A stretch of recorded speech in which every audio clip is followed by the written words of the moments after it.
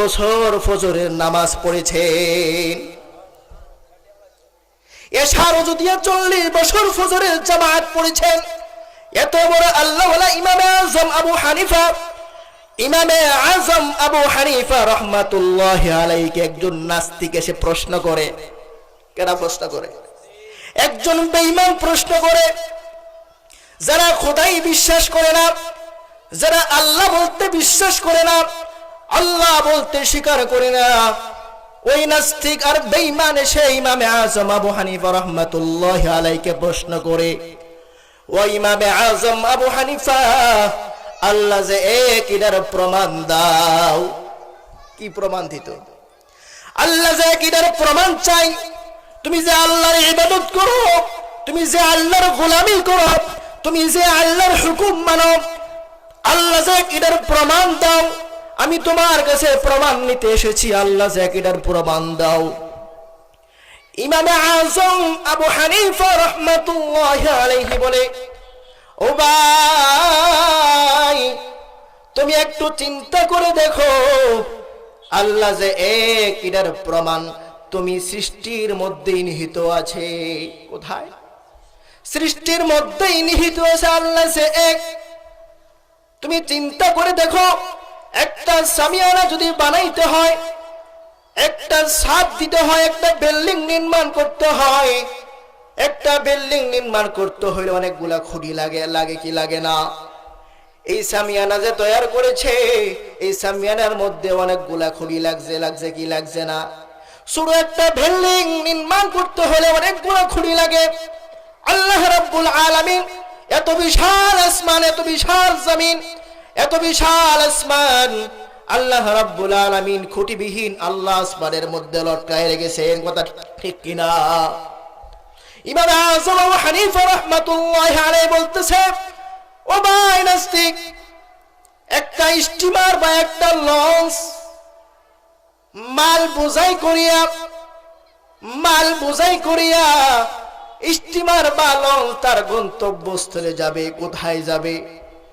তার গন্তব্যস্থলে পৌঁছবে। চালকবিহীন, ড্রাইভারবিহীন ওই স্টিমারটা ছেড়ে দেওয়া হয়েছে। ওই স্টিমারটা কি তার গন্তব্যস্থলে যাইতে পারবে কিনা? ইমাম আযম আবু হানিফা রাহমাতুল্লাহি আলাইহি বলতেছে, ও ইমাম আযম আবু হানিফা, এটা কোনোদিন সম্ভব হতে পারে না। একটা চালকবিহীন, একটা ড্রাইভারবিহীন একটা লঞ্চ কোনোদিন তার গন্তব্যস্থলে যাইতে পারবে না।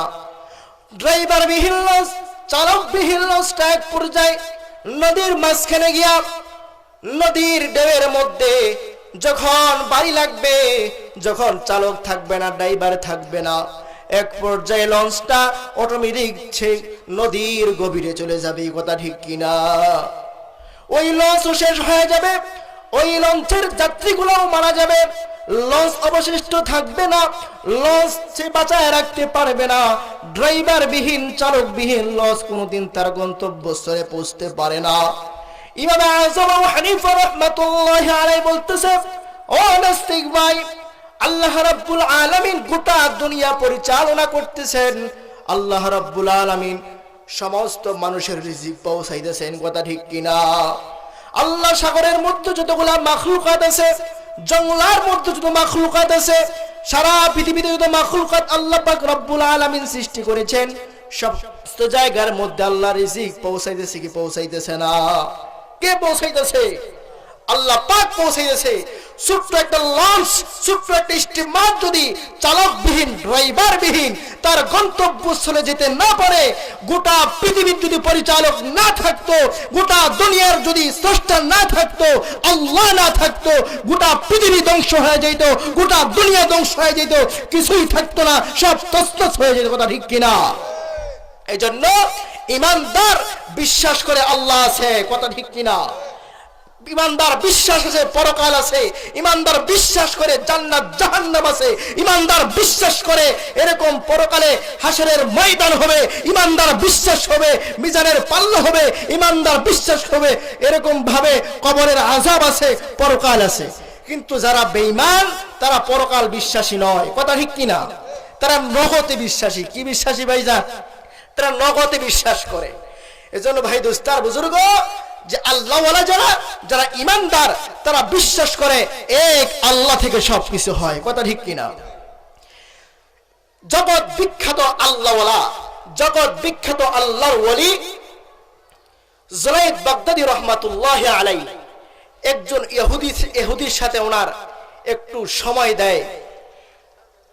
তো ইহুদি বলতেছে, হুজুর আজকে আমাদের একটা মজলিস আছে, একটা সমাবেশ আছে। কি আছে ভাইজান?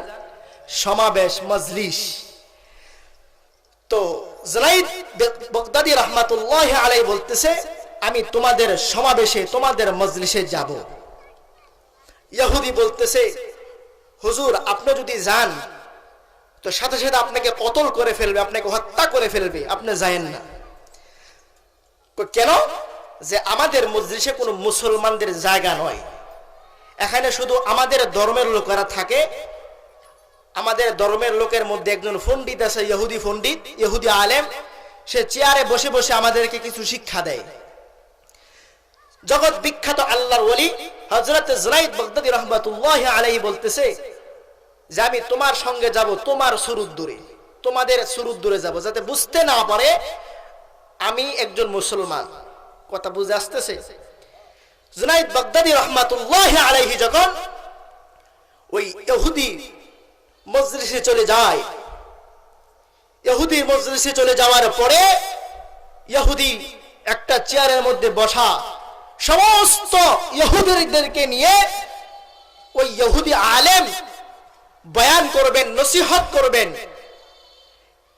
এখন ওই ইহুদির আলেমের জবান থেকে কোনো কথা বের হচ্ছে না, আলোচনা বের হচ্ছে না, জবান বন্ধ হয়ে গেছে।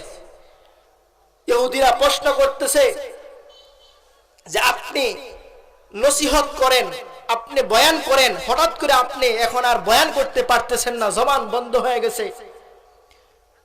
ইহুদি আলেম বলতেছে যে আমার দরবারে একজন মুহাম্মদের উম্মত আসছে, একজন ইমানদার আসছে, যার কারণে আমার জবানটা বন্ধ হয়ে গেছে।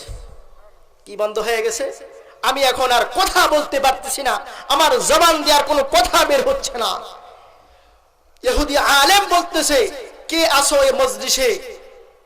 ইমানওয়ালা, ইমানদার, দাঁড়িয়ে যাও, তোমাকে হত্যা করা হবে না, তোমাকে 3টা প্রশ্ন করা হবে। 3টা প্রশ্নের পর তোমাকে যদি প্রশ্নের জবাব দিতে না পারো, তারপরে তোমার বিরুদ্ধে ব্যবস্থা নেওয়া হবে।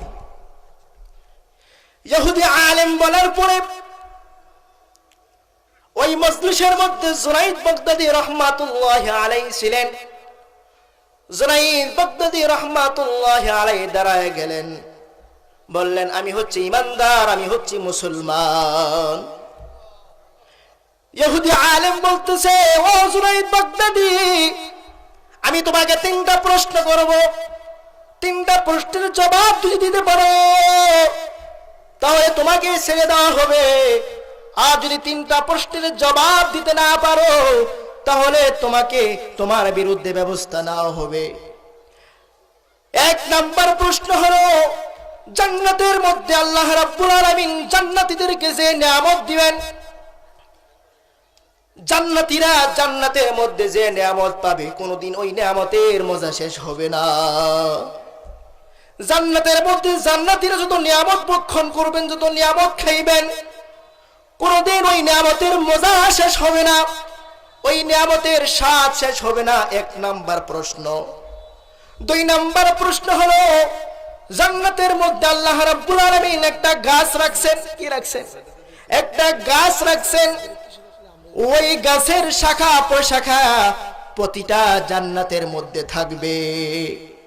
3 নাম্বার প্রশ্ন হলো, জান্নাতের মধ্যে আল্লাহ রাব্বুল আলামিন জান্নাতীদেরকে খানা দিবেন, জান্নাতীরা ওই খানাগুলো খাবে, কিন্তু জান্নাতীরা পায়খানা পেশাবের প্রয়োজন হবে না।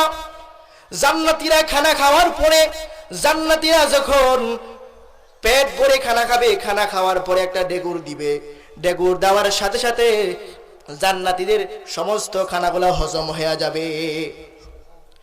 ইহুদি আলেম বলতেছে, 3টা প্রশ্নের জবাব দিতে পারো তাহলে তোমাদেরকে ছেড়ে দেওয়া হবে, তোমাকে ছেড়ে দেওয়া হবে। জুনাইদ বাগদাদী রাহমাতুল্লাহি আলাইহি বলতেছে, ও ইহুদি আলেম, প্রথম প্রশ্নের জবাব নাও, জান্নাতের মধ্যে যত প্রকার নিয়ামত দেওয়া হবে, নিয়ামতের স্বাদ কোনদিন জান্নাতের শেষ হবে না। প্রথম প্রশ্নের জবাব নাও, দুনিয়ার জমিনে যখন কোরআনে কারীমের তেলাওয়াত করা হয়, দুনিয়ার জমিনে যখন আল্লাহর কালাম তেলাওয়াত করা হয়, তখন ওই কালামের তেলাওয়াতের মজা কোনদিন শেষ হয় না। কথা ঠিক কিনা? যখন ইমাম সাহেব সূরা ফাতিহা পড়ে, তখন ইমাম সাহেব সূরা ফাতিহা পড়ে তখন মজা বেড়ে যায়। যখন তেলাওয়াত শুরু করে দেয়, তখন ওই মুসল্লিদের তেলাওয়াতের মজা বেড়ে যায়। এই যে আমরা সূরা ফাতিহা পড়তেছি, সূরা ফাতিহার মজা কোনদিন শেষ হইছে কি? সূরা ফাতিহার মজা শেষ হয় নাই। কিয়ামত পর্যন্ত সূরা ফাতিহা পড়বে, কোনদিন এই সূরা ফাতিহার মজা শেষ হবে না।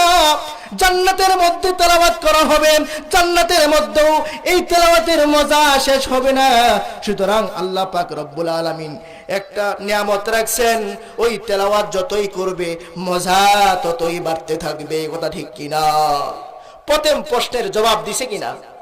দ্বিতীয় নাম্বার প্রশ্ন হলো, জান্নাতের মধ্যে একটা গাছ থাকবে, গাছটা সমস্ত জান্নাতের মধ্যে শাখা প্রশাখা থাকবে, সমস্ত জায়গায় ওই ডালগুলা থাকবে। দুনিয়ার জমিনে সূর্য উদয় হয় কি হয় না? সূর্য ওঠে কি ওঠে না? সকাল বেলায় যখন দুনিয়ার জমিনে সূর্য উঠে, সূর্য ওঠার পরে সমস্ত জায়গায় থাকে কি থাকে না?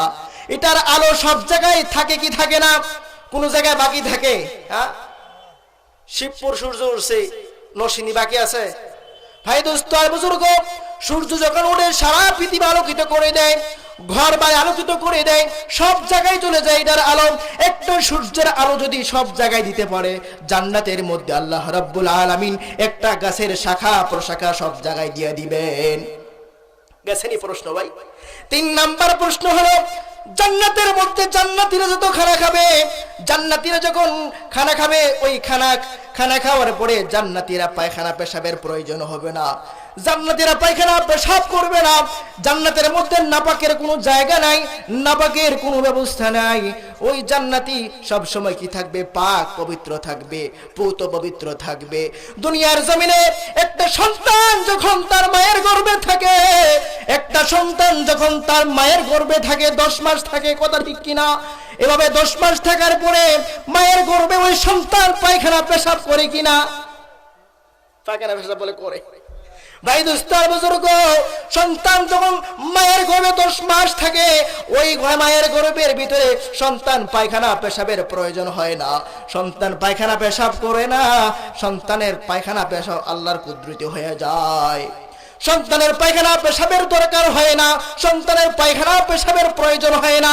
তদ্রূপ ভাবে আল্লাহ রাব্বুল আলামিন জান্নাতের মধ্যে জান্নাতীরা খানা খাবেন, জান্নাতীরা নিয়ামতগুলো খাবে। কোনদিন জান্নাতীরা খানা খাওয়ার পরে, আহার করার পরে জান্নাতীদের পায়খানা পেশাবের প্রয়োজন হবে না, জান্নাতীদের কখনো নাপাকের কোনো প্রয়োজন হবে না।